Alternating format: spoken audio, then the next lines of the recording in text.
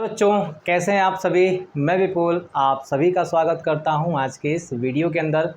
बच्चों, जैसा कि हमारा ये सेशन चल रहा था और हम इसमें जो है न्यूमेरिकल पढ़ रहे थे ओम के नियम के संबंधित, तो आज जो है कंटिन्यू रहने वाले हैं और कुछ यहाँ पे बहुत ही महत्वपूर्ण एग्जाम के पॉइंट ऑफ व्यू से जो भी न्यूमेरिकल होगा उन सबको यहाँ पे सॉल्व करेंगे बच्चों। ठीक है, तो फटाफट जुड़ जाइए और वीडियो को लाइक कर दीजिएगा, शेयर करना मत भूलिएगा। ठीक है बच्चों, और चलिए यहाँ पे स्टार्ट करते हैं। चूँकि वीडियो छोटा रहने वाला है, कल से जो है प्रॉपरली आपको वीडियो एक घंटे का मिलता रहेगा, लेकिन आज जो है वीडियो थोड़ा सा छोटा रहेगा। इसके लिए जो है मैं आप लोगों से खेद के लिए कह सकते हैं कि माफ़ी चाहते हैं। ठीक है बच्चों, चलिए आगे स्टार्ट करता हूँ यहाँ पे अपना सेशन जो है बच्चों। और मैंने कहा था कि जितने भी क्वेश्चन होंगे बहुत ही महत्वपूर्ण होने वाले हैं बाबू। ठीक है ना, तो चलिए स्टार्ट करते हैं। दिया है कि विशिष्ट प्रतिरोध की परिभाषा, ये तो आप लिख सकते हैं, कोई दिक्कत नहीं है। बस हमें क्या करना है, यहाँ पे क्वेश्चन को करते हुए आगे चलना है। कह रहा है कि 5 ओम के मोटे तार को खींचकर 5 ओम के, ठीक है बाबू, 5 ओम के मोटे तार को खींचकर इसकी लंबाई 3 गुनी कर दी जाती है। इसकी लंबाई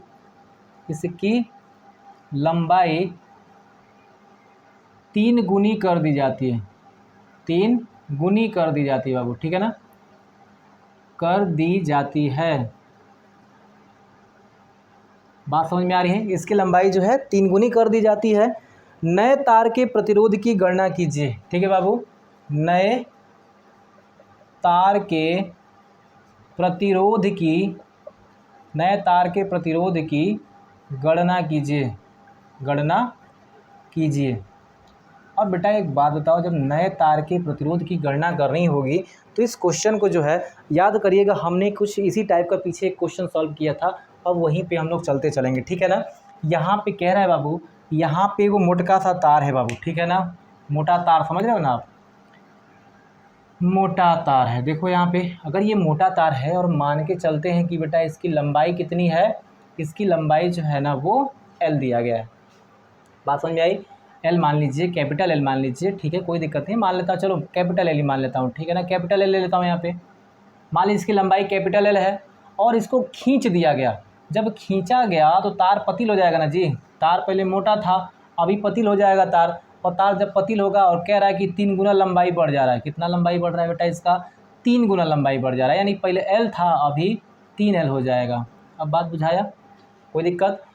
अब बताओ ज़रा, जब तार मोटा था तो अनुप्रस्थ काट का क्षेत्रफल जो होगा वो मान लेते हैं वो इस समय A था, लेकिन जब तार खींच के पतला कर दोगे, लंबाई बढ़ जाएगी तो पतला हो जाएगा, तो इस समय अनुप्रस्थ काट का क्षेत्रफल मान लेंगे A' हो गया।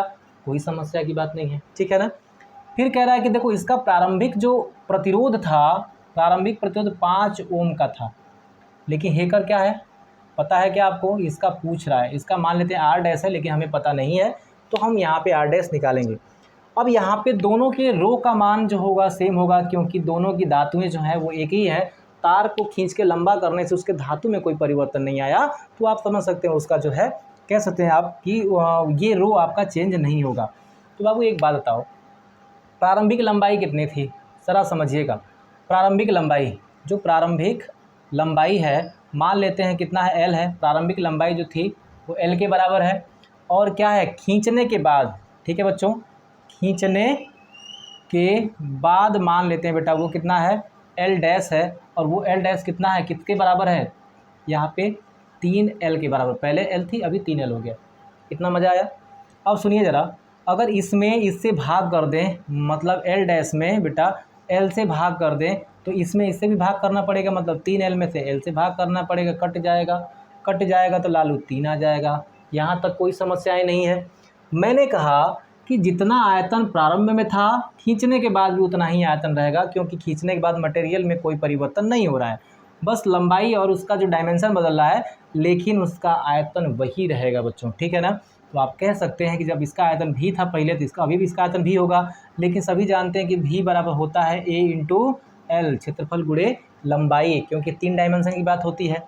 ठीक है ना बच्चों। चलिए अब यहाँ पे क्या होगा, दोनों का ही मतलब यहाँ पे अगर इसका मैं आयतन कह दूँ तो AL हो जाएगा, और इसका आयतन कितना होगा, ए डैश और ये हो जाएगा बेटा एल डैश हो जाएगा। बात समझ में आई? ए डैश एल डैश इसका आयतन होगा, क्योंकि यहाँ पे लंबाई जो मैंने क्या मान रखा, पूरी लंबाई एल डैश मान रखा था। बात समझ में आ रही है? और इसकी पूरी लंबाई बेटा मैंने एल मान रखा था, ठीक है ना। अब सुनिए ज़रा, ए डैश नीचे ले आइए, ए बटा में ए डैश नीचे आएगा, एल डैश ऊपर है और ये एल जो है वो नीचे आ जाएगा। बेटा अभी हमने एल डैश अपॉन एल का मान निकाला तो वो कितना आया है? 3 आया है, कोई समस्या नहीं है। मतलब ए बटा में ए डैश और एल डैश बटा में एल का मान क्या है? 3 ही है। इन दोनों का मान बेटा 3 ही आएगा। अब चलते हैं ज़रा अपना क्वेश्चन करने के लिए, ठीक है बच्चों। ज़रा समझिएगा, यहाँ पे हम सबको पता है कि प्रारंभिक प्रतिरोध क्या था, आर बराबर, इस तार के लिए आर बराबर कितना है? रो। आर बराबर बेटा रो एल अपॉन ए, समीकरण 1 हो जाएगा। और इसके लिए क्या होगा?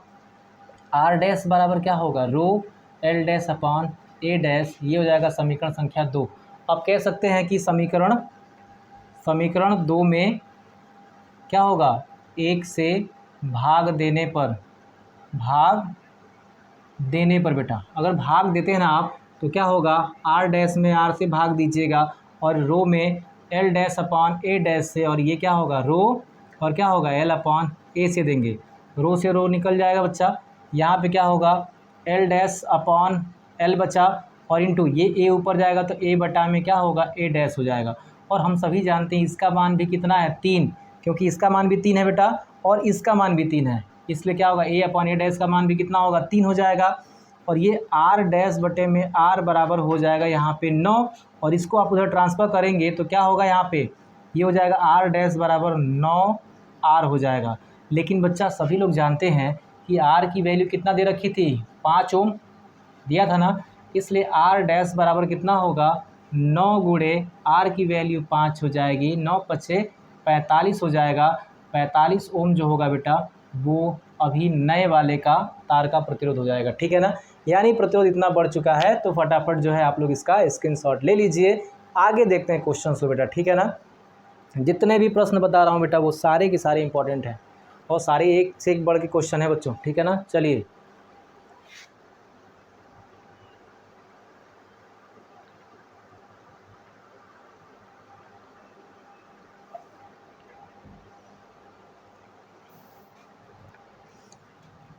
आगे आते बेटा अगले प्रश्न के ऊपर, ठीक है ना।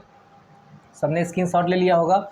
इसी टाइप का एक और क्वेश्चन देख लेते हैं, ताकि जो है इस टाइप के 2-3 क्वेश्चन लगाने से आपको एक बार कह सकते हैं कि प्रयास हो जाएगा आपका, ठीक है ना।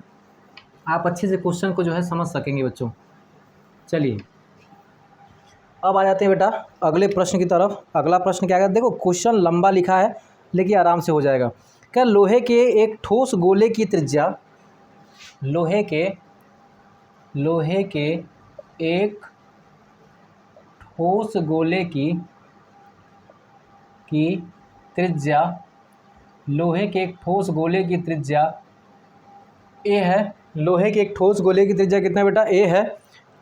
इसके 2 बराबर भाग किए जाते हैं, इसके 2 बराबर भाग किए जाते हैं, 2 बराबर भाग किए जाते हैं, 2 बराबर भाग किए जाते हैं, ठीक है ना।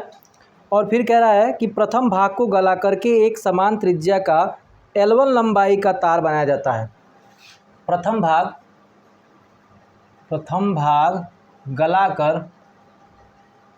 गलाकर एक समान त्रिज्या का L1 लंबाई का तार बनाया जाता है। चलिए आगे क्या कह रहा है इसमें? दूसरे भाग को गलाकर एक समान त्रिज्या का L2 लंबाई का तार बनाया जाता है, ठीक है ना। दूसरे भाग को गलाकर एक समान त्रिज्या का L2 लंबाई का तार बनाया जाता है, ठीक है ना, बनाया जाता है। याद रखेंगे इस चीज़ को, L2 लंबाई का एक तार बनाया जाता है। बच्चों कह रहा है आगे इसमें क्वेश्चन, इन तारों के प्रतिरोधों का अनुपात, ठीक है ना, इन तारों के प्रतिरोधों का अनुपात लंबाई के पदों में ज्ञात कीजिए। लंबाई के पदों में ज्ञात कीजिए।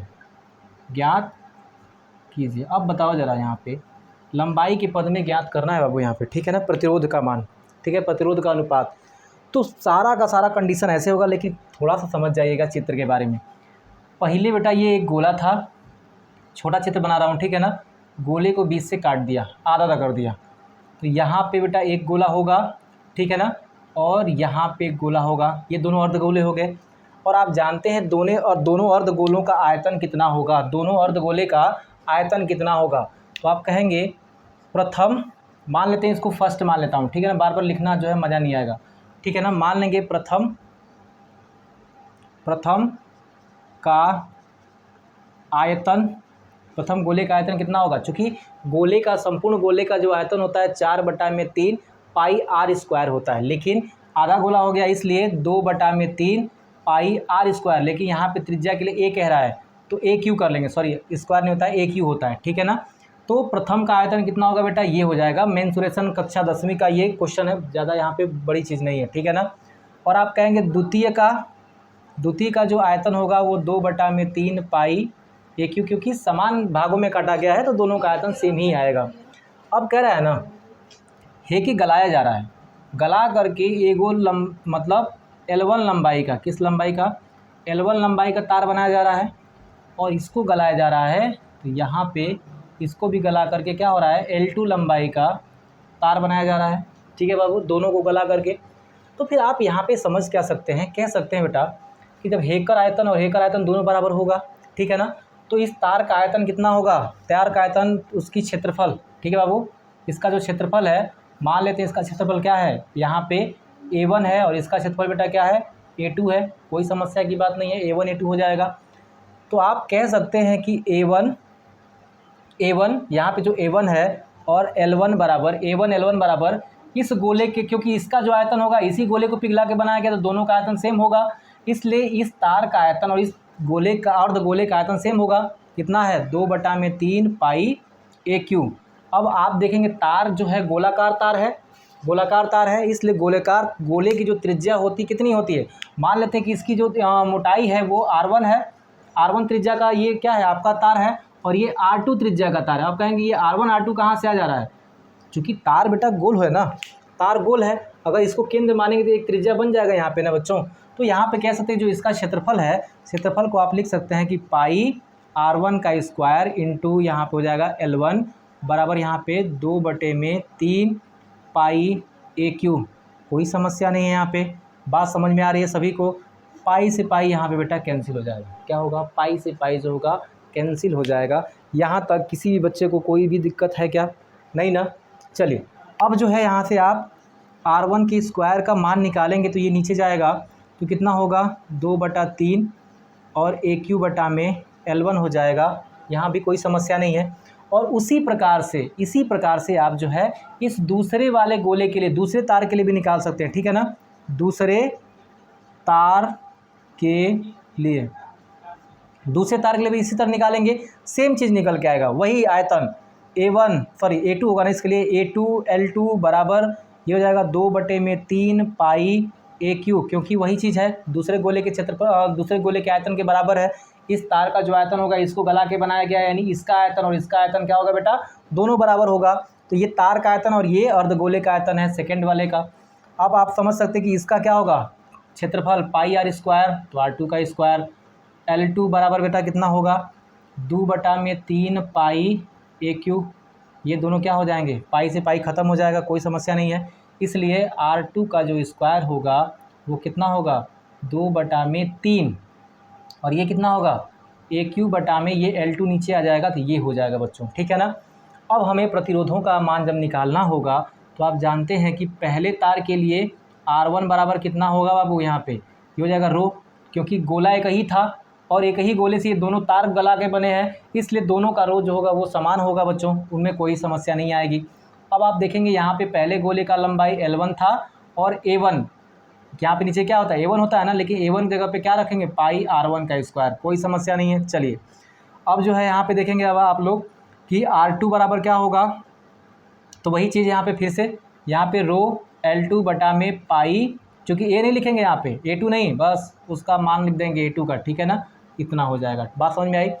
अब ये समीकरण 1 और समीकरण 2 को क्या कर देंगे आप भाग कर देंगे, तो R1 में बेटा अगर R2 से भाग करेंगे तो क्या आएगा यहाँ पे, ये आ जाएगा आपका रो L1 बटा में पाई R1 का स्क्वायर बटा में रो L2 बटे में पाई R2 का स्क्वायर।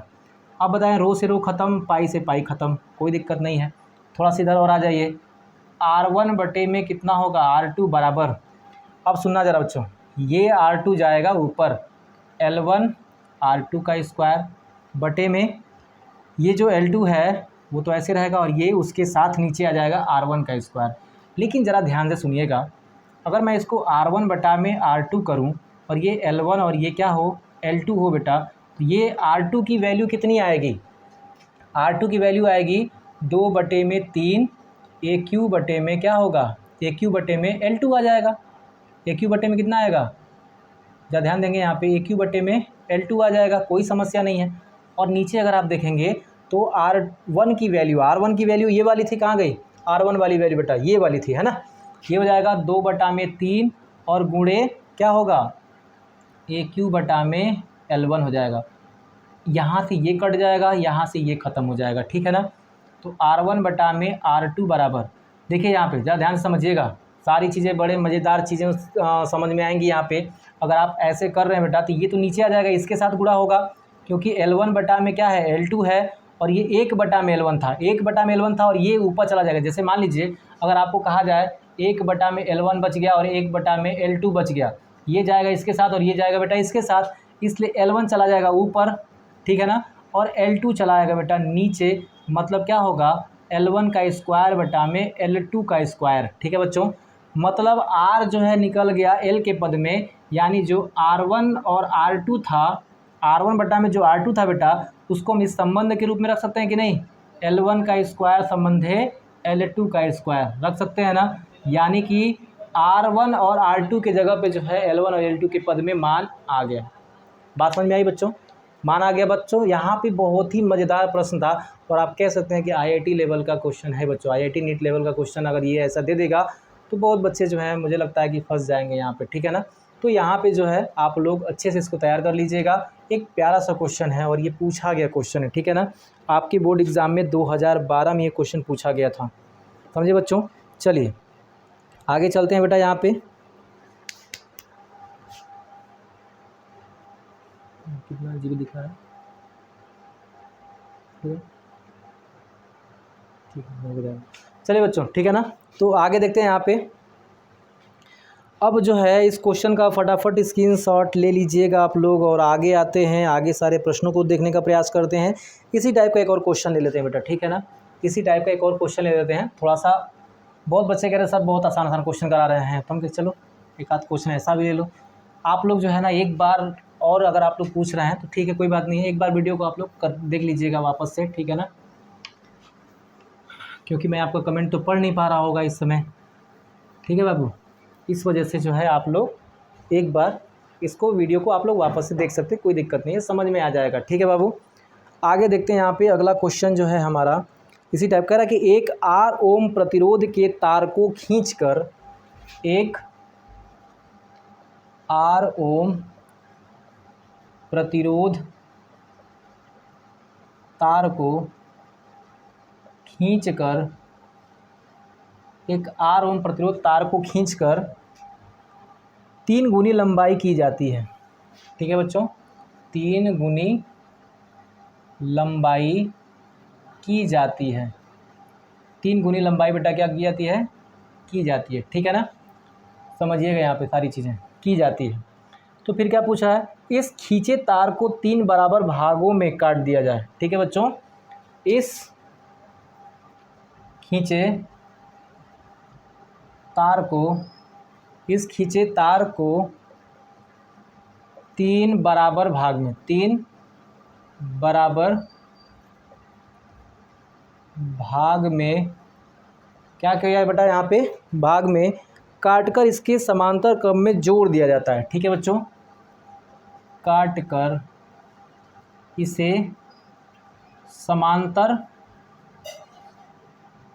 क्रम में जोड़ दिया जाता है। ठीक है ना, क्रम में जोड़ दिया जाता है, समांतर क्रम में जोड़ दिया जाता है बेटा। ठीक है इतना।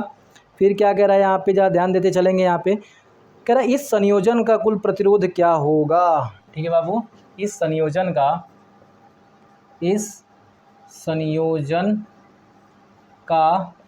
कुल प्रतिरोध क्या होगा, है ना बच्चों, क्या होगा। क्या ध्यान दीजिएगा, यहाँ पे कहेगा कि इन संयोजन का कुल प्रतिरोध क्या होगा। तो सारी चीज़ों को जो है थोड़ा सा आप यहाँ पे एक एक करके देखते चलेंगे बेटा। ठीक है ना, चल ध्यान दीजिएगा। हमें जो है ना इस टाइप का क्वेश्चन एक ठो पढ़ा भी था, और वहाँ पे जो था बच्चों, कह सकते हैं कि 5 ओम दिया था। ठीक है बाबू, थोड़ा सा यहाँ पे आइएगा। कह रहा है कि एक तार है बेटा, जिसकी लंबाई क्या थी, L थी। मजा आया। अभी इसको खींच करके इसकी लंबाई क्या कर दी गई, यहाँ पे 3 गुनी 3L कर दी गई। यहाँ तक भी मज़ा आया होगा। अगर इसके अनुप्रस्थ काट का क्षेत्रफल A था, तो इसके अनुप्रस्थ काट का क्षेत्रफल A डैश हो जाएगा। अब भी मज़ा आया होगा। फिर कह रहा है कि ये पहले R ओम का था, पहले इसका क्या था, प्रतिरोध R था, अभी मान लेते हैं R डैश हो गया। ठीक है, लेकिन जिस तार को खींचा गया, क्या खींचने के बाद उस तार के मटेरियल में कोई प्रॉब्लम आई क्या, नहीं, इसलिए इसका जो रो है वो चेंज नहीं होगा यहाँ पे। ठीक है, चलिए अब आते हैं जरा। सबसे पहले इस क्वेश्चन को करने के लिए जो है हम लोग लंबाई से ही स्टार्ट करेंगे, क्योंकि क्वेश्चन लंबाई से ही यहाँ पे आपको दे रहा है। ठीक है ना, तो ज़रा ध्यान देंगे। यहाँ पे लंबाई, यहाँ पे मान लेते हैं कि प्रारंभिक लंबाई जो है बेटा वो L है, प्रारंभिक लंबाई L है।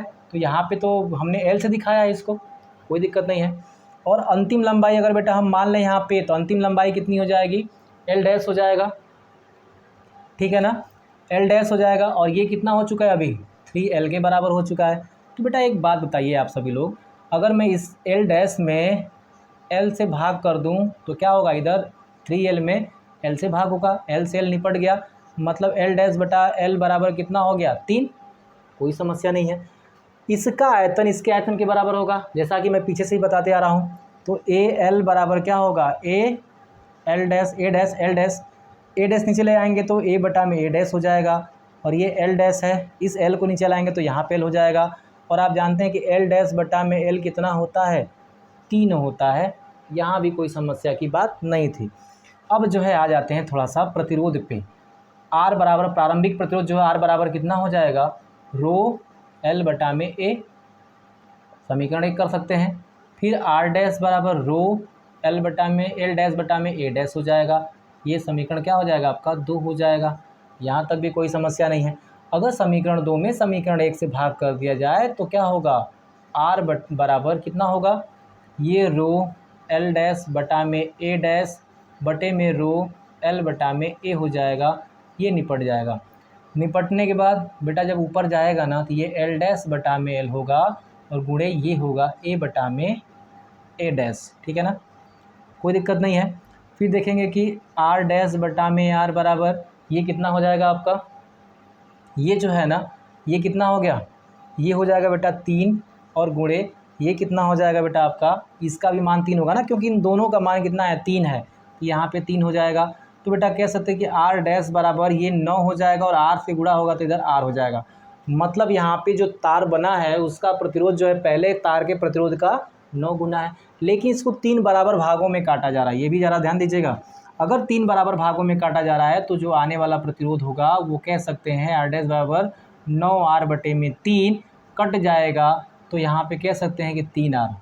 और ये 3R के 3 भाग किए जा रहे हैं। ठीक है बच्चों, और इनको जोड़ना है समांतर क्रम में। तो समांतर क्रम में क्या होगा, समांतर क्रम में जोड़ने पर, ठीक है ना, जोड़ने पर अगर तीनों को तारों को 3 भाग करके तीनों तारों को जो है अगर समांतर क्रम में जोड़ेंगे तो मान लीजिए 1 बटा में RP कहने का मतलब R पैरेलल बराबर क्या होगा, 1 बटा में R डैश मतलब 3R, 1 बटा में 3R प्लस 1 बटा में 3R, क्योंकि आप सभी लोग जानते हैं 3 3 R का बटेगा ये। ठीक है ना, 1 बटा में RP कर देंगे तो बेटा यहाँ पे कितना होगा 3R जो है आपका यहाँ पे एलसीएम हो जाएगा और 1 2 3 ये ऊपर जुड़ जाएगा, कट जाएगा, यानी RP बराबर क्या निकला, केवल आपका R निकला। और आप कह सकते हैं आपका क्या होगा, ये संबंध निकल के आ जाएगा बच्चों। ठीक है ना, मज़ा आया? कितने मिनट हो गए?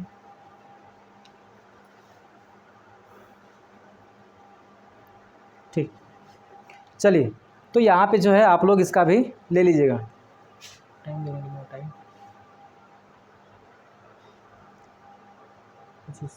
चलिए तो यहाँ पे बेटा जो है कुछ अच्छे क्वेश्चन करा दिए हैं मैंने, थोड़ा सा वीडियो छोटा ही छोटा बन रहा है। ठीक है ना, कारण ये है कि समस्याएं आप जानते हैं मैं हूँ नहीं, बस आपके लिए वीडियो किसी तरह से प्रोवाइड करा रहा हूँ बच्चों। ठीक है ना, कल से जो वीडियो है आपका प्रॉपरली 1 घंटे का आने लगेगा बच्चों। तो आज के लिए इतना ही, जय हिंद।